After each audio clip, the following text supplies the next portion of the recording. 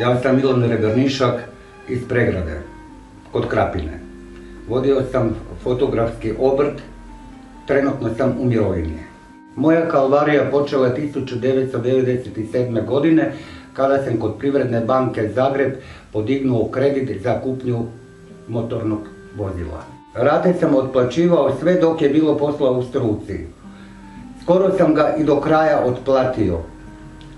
U međuvremenu banka je povela ovrhu nad mojom kućom zbog nekih 20.000 neotplaćenog dijela kredita.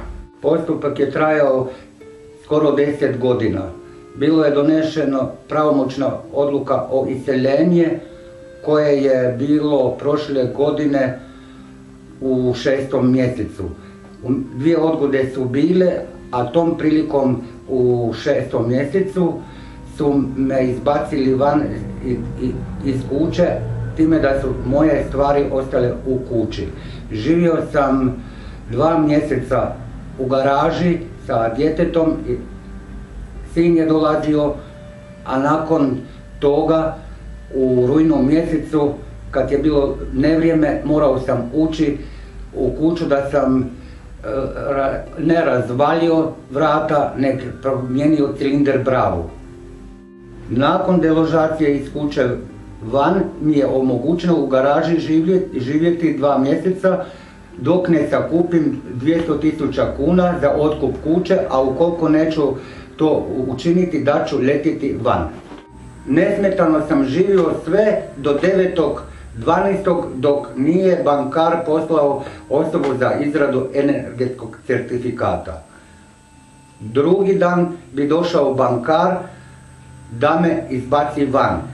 Išli smo na policiju, dali izjavu jedan i drugi i ja sam ostao dalje u kući. I kao i što čitavo vrijeme sam koristio sve svoje prostorije u svoje kuće.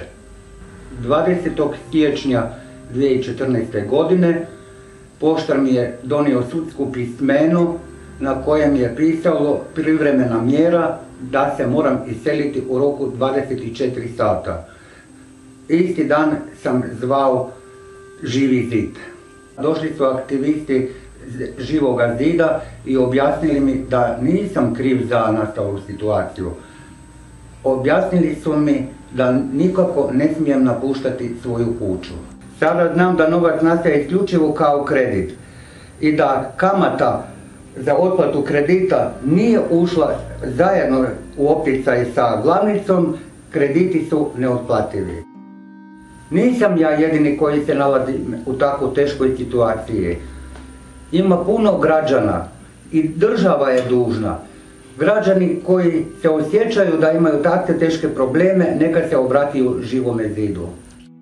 Obitelj Rebernišak samo je jedna od 1000 obitelji koja se nalaze u problemu neotplativog duga.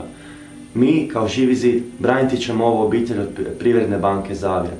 Ovom prilikom želim poručiti Privrednoj banci Zagreb da se makne od obitelji Rebernišak, jer zna i sama da je monetarni sustav baziran na prijevari i da krediti nisu otplativi. Kada bi krediti bili otplativi, mi ne bi branili ovu obitelj.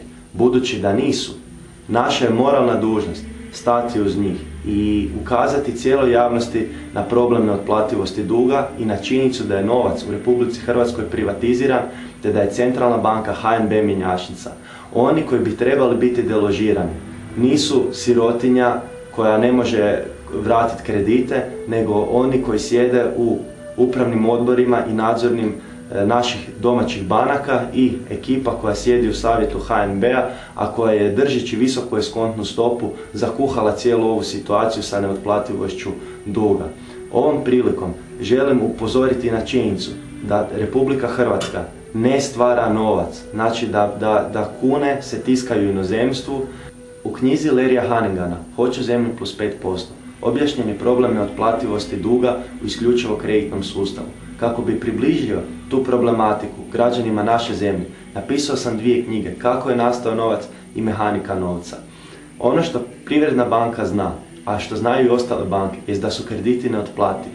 Međutim, 1000 obitelji koje se nalaze u ovoj situaciji ne znaju da problem neotplativosti duga nije njihov osobni problem i da je sustav postavljen tako da krediti budu neotplativi.